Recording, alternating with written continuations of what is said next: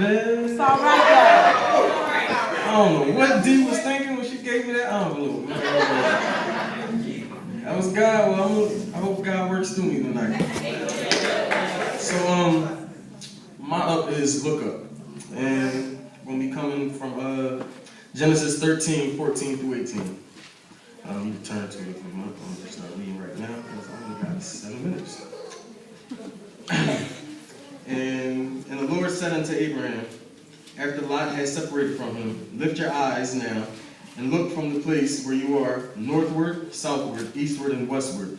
For all the land which you see I give to you and your descendants forever. And I will make your descendants as the dust of the earth, so that if a man could number the dust of the earth, then your descendants also could be numbered. Arise, walk in the land through its length and its width, for I give it to you. Then Abraham moved his tent and went and dwelt by the terebinth trees in Mamre, which are in Hebron, and built an altar there to the Lord. Alright, so I come up here to say, look up from where you are.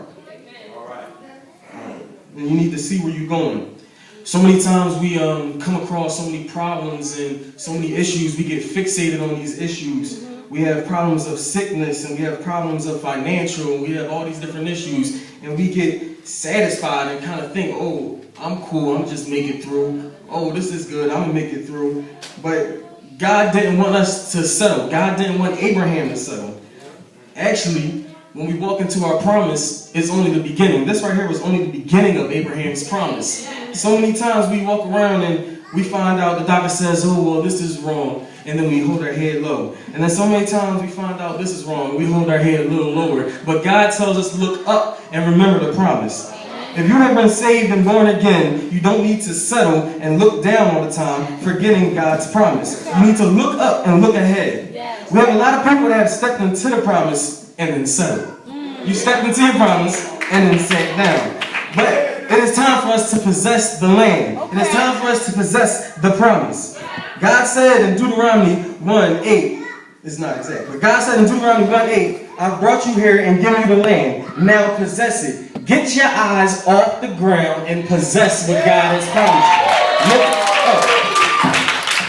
So many times you hear Christians say, oh, God knows my circumstance. God knows my circumstance. But every day God offers the promises of his word. You either keep the problem or claim the promise.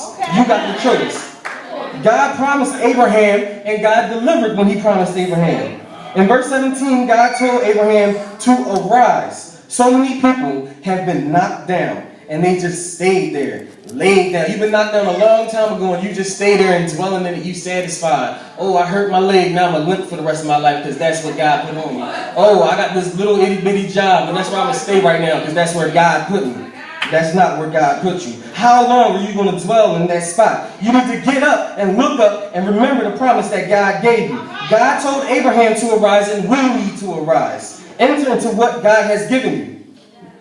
If you are sick, lift your eyes up off that sickness and look up at the promise and claim that promise. If you are broke, look up at the promise and claim that wealth. If you are hungry, look up at the promise and claim that nutrition. For God will always provide. God shall provide every need.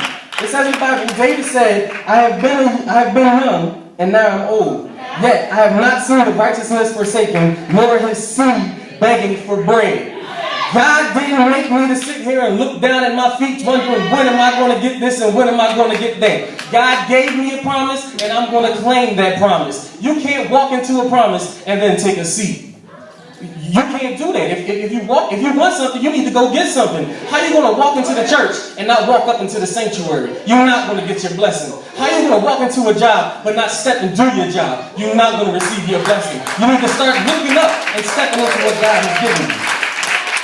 If you're trapped by sin, you don't have to be, because the peace of God is in your soul. If you're bound by the chains that Satan has put on you and held by the word of grip, God does not have that for you. God is a God that saves. Look up and remember that God will always be there for you. God, don't forget, God knows what he promised you, but too many times you walk around and you're looking at every problem and every which way and what's going wrong with you, forgetting the promise, when the promise is still sitting right up there and all you have to do is look up.